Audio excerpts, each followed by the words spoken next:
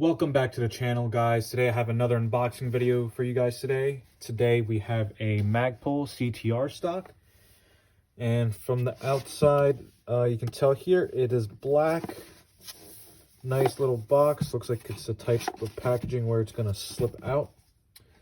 So to begin with, I got a different stock because I wanted to lighten the weight on my MR556 a little bit.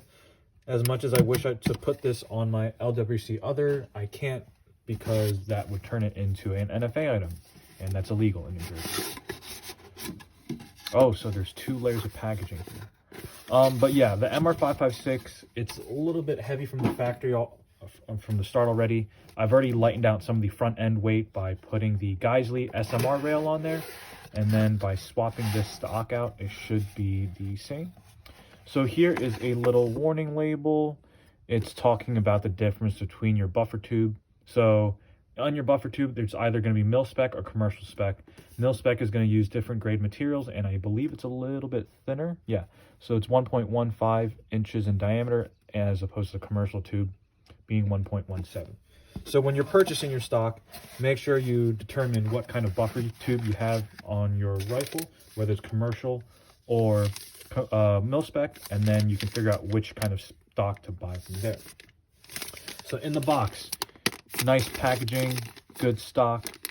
There's nice little rubber pad. Comes with a sticker. As I said before, stickers are a great way for marketing. And then a manual. Well, we don't need this where we're going, and we don't need this either.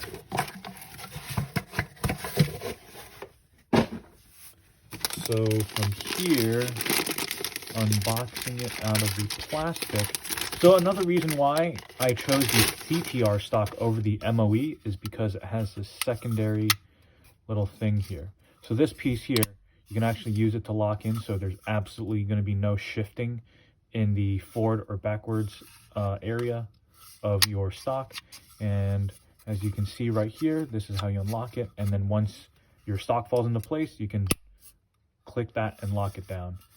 But overall, this looks really cool. Super excited to install this on my MR556, and then we'll see how the gun looks from there.